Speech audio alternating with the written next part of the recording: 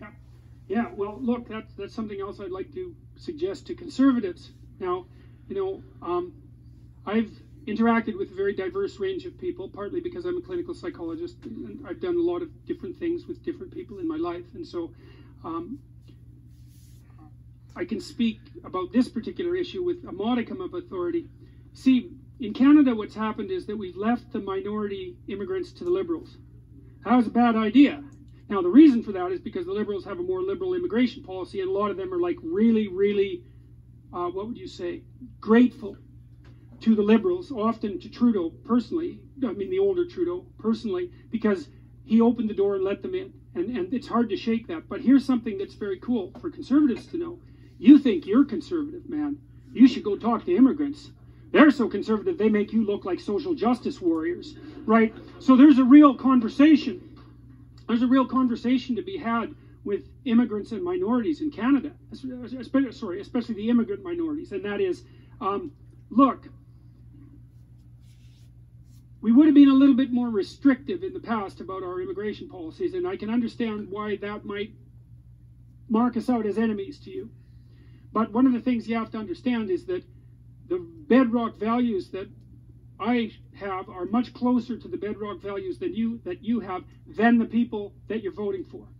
And the minority immigrants in Ontario in particular are starting to figure this out, especially with regards to Kathleen Wynne's education policies, because they notice the tilt of those policies, and they notice that they're not in keeping with their often extremely conservative traditions.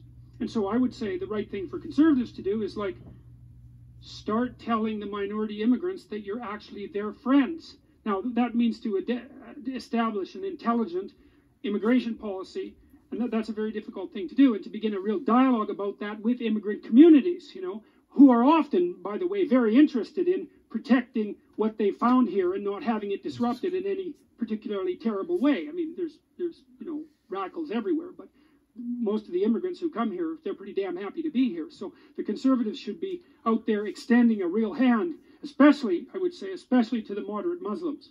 It's a big mistake not to do that. There's lots of moderate Muslims. There are people who they're not enchanted by the theocratic totalitarians, and they're looking for a way to develop a bridge between Islam and the West. That's no easy thing. I'm not even sure it can be done. But there are people of goodwill in our country who would like to have that happen, and the conservatives could be talking to them and extending a hand. It's going to help on the voting front as well. There's no loss in it. There's absolutely no loss in it. All you have to do is knock and say, hey, those people that you're supporting, they don't share any of your values. Have you noticed that? They'll wake up and they'll see it. And then they'll say, well, maybe we have more in common with the traditional conservatives in Canada than we thought.